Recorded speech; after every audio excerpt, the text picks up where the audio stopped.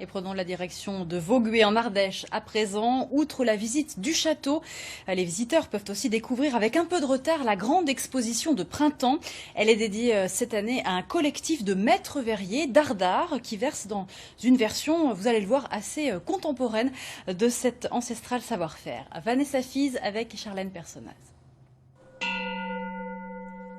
Quand l'artisan verrier se fait artiste contemporain, il quitte le monde des objets mais reste sur terre. Le château de Vaugué, ce peuple de paysages, de forêts de verre, le bois flotté entre en fusion. Un monde rêvé, peuplé, habité par l'Ardéchois Georges Stahl qui manie la pâte de verre pour le monde entier depuis des décennies. J'ai commencé avec de la terre opaque, de la porcelaine qui devient translucide. Et puis j'ai eu envie d'aller de plus en plus vers, pas la transparence, mais la lumière, ce qui transforme la lumière. Et le verre, c'est de la lumière solide.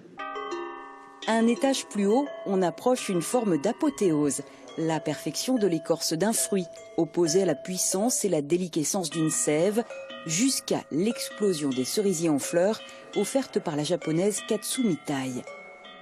On est dans la transparence du verre, mais aussi dans la couleur et la lumière. Et si vous regardez tout au travers, vous voyez ce monde de reflets qui s'ouvre comme une véritable rêverie en suspension.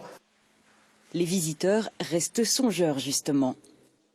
Bon, c'est agréable à regarder, déjà. Après, je ne sais pas toujours ce que ça représente. C'est très surprenant.